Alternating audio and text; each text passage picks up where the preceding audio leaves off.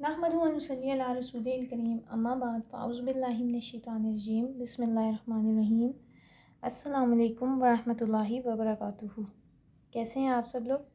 अल्लाह से दुआ है कि अल्लाह ताला सबको अपने घरों में अपनी हिफ्ज़ व अमान में खैर आफियत से अपनी रहमतों और बरकतों के साए में रखे, आमीन।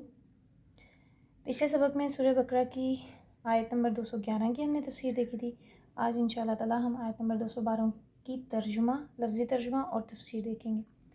अपना सबक शुरू करते हैं। रब्बि इश्रह ली सदरी व यस्सिर ली अमरी वहलुल उक़दतम मिन लिसानी यफ़क़हू क़ौली रब्बना ज़िदना इल्मा अल्लाहुम्मा फ़क़्क़िहना फ़िद्दीन इलाही आमीन या रब्बल आलमीन। सूरह बकरा है, आयत है हमारी 212 और पारा है हमारा दूसरा। ज़ुय्यिना खूबसूरत बना दी गई, मुज़य्यन कर दी गई, लिल्लज़ीना उन लोगों के लिए, कफ़रू जिन्होंने कुफ्र किया, अल हयातुद दुनिया दुनिया की ज़िंदगी, व यस्खुरूना और वो मजाक उड़ाते हैं, मिनल्लज़ीना उन लोगों से, आमनू जो ईमान लाए, वल्लज़ीना और वो लोग, इत्तक़ौ जिन्होंने तक़वा इख्तियार किया, फ़ौक़हुम उनके ऊपर होंगे, यौमल क़ियामा क़यामत के दिन। वल्लाहु और अल्लाह ताला यर्ज़ुक़ु रिस्क देता है, मैं यशाउ जिसको चाहता है, बग़ैर हिसाब बेशुमार या बग़ैर हिसाब के। बामुहावरा तर्जुमा है, जो काफिर हैं इनके लिए दुनिया की ज़िंदगी खुशनुमा कर दी गई और वो मोमिनों से तमस्खर करते हैं, लेकिन जो परहेज़गार हैं वो क़यामत के दिन उन पर गालिब होंगे और अल्लाह जिसको चाहता है बेशुमार रिस्क अदा करता है बेशक। अब ये एक आखिरी आयत है कि जिससे समझ में आ जाएगा कि लोग पूरे के पूरे इस्लाम में दाखिल क्यों नहीं होते। ठीक है, what is the reason behind, आखिर कोई तो बात होगी ना। देखिए, हमारे कल्चर में भी अक्सर ये बात जो है वो हम सुनते हैं कि आखिर इसे हो क्या गया है, कितना ज़्यादा सुनने सुनाने पढ़ने पढ़ाने और जानने के बावजूद ये उठ ही नहीं पा रहा, हरकत अमल पर हरकत ही नहीं कर रही। ठीक है, इसको समझ ही नहीं आ रही क्या हो गया आखिर, इसको इसका मसला क्या है। तो इसका जवाब है रूट कॉज। ठीक है, जो नबी करीम सल्लल्लाहु अलैहि वसल्लम की हदीस से भी हमें पता चलती है, और वो क्या है, हुब्बुद दुनिया रासु कुल्ला खतिया, दुनिया की मोहब्बत हर ख़ता का सर है। ठीक है, तो ये है वो सारी बुनियादी वजह। अब देखें इस आयत में ज़ुय्यिना ये लफ्ज़ आया ना शुरू में, खूबसूरत बना दी गई, खुबा दी गई। अब किसके दिल में दुनिया की मोहब्बत है? यहाँ देखें, ज़ुय्यिना लिल्लज़ीना कफ़रुल हयातुद दुनिया। ठीक है, यानी कि इससे पता चलता है कि काफिर का दिल दुनिया में लगता है। ठीक है, मोमिन का दिल नहीं लगता। देखिए, हमारे यहाँ अमूमन दुनियादार किसको कहते हैं? जिसके पास बड़ी दुनिया होती है। ठीक है, जिसके पास बहुत पैसा होता है, बहुत दौलत होती है। तो ये बात इंतहाई गलत है। देखिए, अब अल्लाह ने उसके नसीब में करोड़ों रुपए रखे हुए हैं, तो क्या वो उसको आग लगा दे?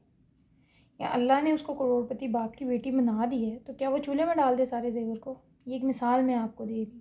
ठीक है, तो देखें, दुनियादार वो नहीं है जिसके पास बहुत दुनिया है, बहुत पैसा है, बहुत माल है। तो दुनियादार कौन है? दुनियादार वो शख्स है जिसका दिल दुनिया में खुबा हुआ है ही कुछ नहीं, पल्ले नहीं धेला तो करती मेला मेला, दमड़ी दमड़ी पर मरता है। ठीक है, कुछ के पास एक पैसा नहीं होता, वो भी दुनियादार है। कैसे? ख्वाब दुनिया के, अरमान दुनिया के, ख्वाहिशें दुनिया की। तो काफिर के दिल में ऐसे दुनिया, यानी काफिर का दिल जो है ना, वो दुनिया में इस तरह से चिपकता है जैसे कि च्युइंगम चिपकती है आपके कपड़ों में। ठीक है, और अपनी सोच का इजहार ऐसे लोग कैसे करते हैं? सच्चे मोमिनों का मजाक उड़ाकर। अब इस बात को खुद पर परखें। ठीक है, आप कितने इस्लाम में दाखिल हुए हैं, थोड़े या पूरे? तो इसके लिए किस तरह पता चलेगा? खुद को देखें कि आप इस्लाम के लिए मजाक उड़वा सकते हैं। आज बहुत से लोग जो है ना, वो सिर्फ इस डर से कि लोग हमारा मजाक ना उड़ाएं, अल्लाह के दीन के बहुत सारे हुक्मों को तोड़ते हैं।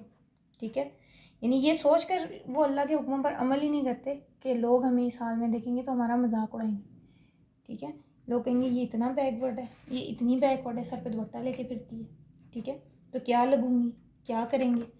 तो यहाँ जो खुलासा दे दिया गया ना इस मजमून का, वो क्या है कि दावत इल्लल्लाह और ग़लबे दीन की खातिर अंबिया कराम की जदोजहद, इनकी कुर्बानियाँ और इनके इसारो खुलूस और इनके पैरोकारों की वफाशारियों को बाज़ औक़ात देखते हुए हैरत भी होती है कि ये कैसे हर काम करने को तैयार हो जाते हैं।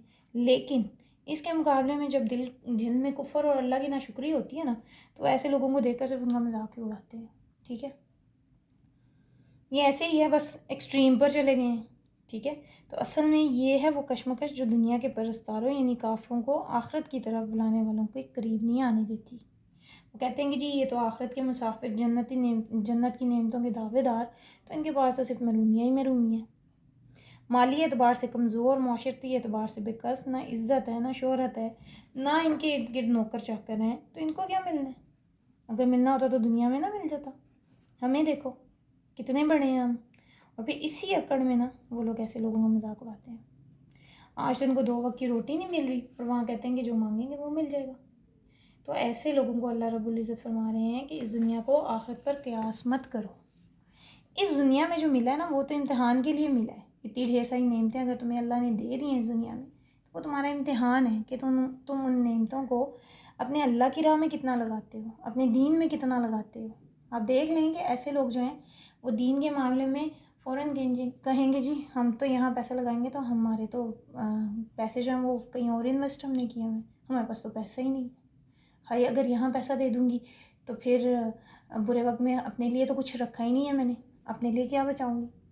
ٹھیک ہے، تو ان کے ساتھ پھر اللہ تعالیٰ نے دنیا میں جو ہمیں دولت یا مال دیا ہوا ہے وہ صرف امتحان کے لیے دیا ہوا ہے.